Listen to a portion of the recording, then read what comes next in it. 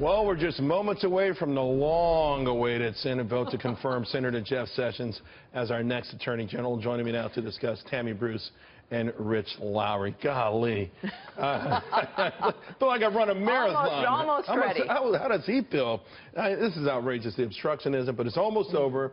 We're going to have to vote here in the next few minutes. What do you think? Look, I think this is I don't know if this is not the cool and deliberative process that the founders expected, right? But it is a process. Everyone's being heard, unless they impugn a senator on the floor. Everyone's had a chance here to deal with this. The fact is there was a winner and a loser in November.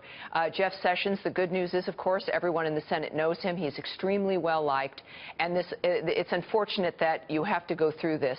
But this is politics. And he will be confirmed, as will Tom Price, and everyone else will be as well, and we'll be able to get this country going.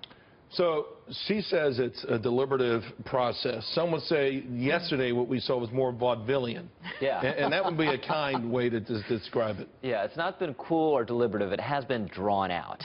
And actually, the Democrats taking a run at Jeff Sessions has turned out to be a total fizzle, just with this little bit of theater at the end, which helps Elizabeth Warren. She'll dine out on this for years, supposedly being silenced by Mitch McConnell. But we should pause for a moment. This is an extraordinary personal vindication for Jeff Sessions, rejected as a judge in the 1980s, now is going to be the chief law enforcement officer of the United States. Excellent point. Well put. You know, a lot has been made since November 8th of efforts to delegitimize Donald Trump's victory.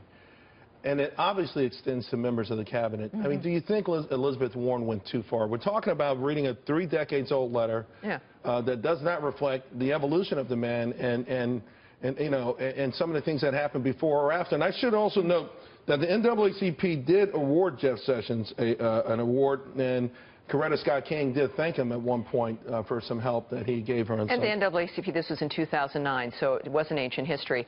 Look, even when I was on the left, they don't know when to stop, because their rage is not structural. It's perpetual, without bounds. And so it's one thing if you have a strategy, I'm enraged, and then you are able to move on based on what it is your plan is. The problem with the left is they can't stop themselves. They always go too far. Elizabeth Warren is behind in Massachusetts for a reason.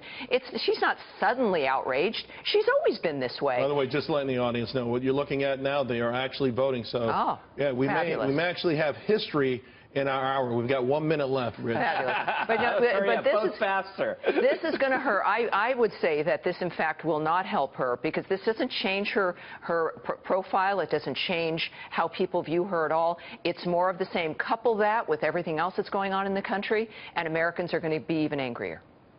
Well, it's going to be passion on the left that drives, presumably, the Democratic presidential process in 2020. Is this passion, though? I mean, because it feels like there's that, whatever that needle is that gets into the red, from passion to hysteria.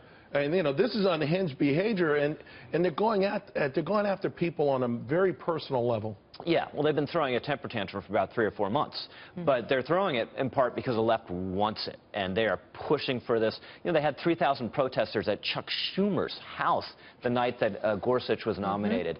And you know what? They should stop listening to New York City leftists and maybe find some working folks in the middle of the country.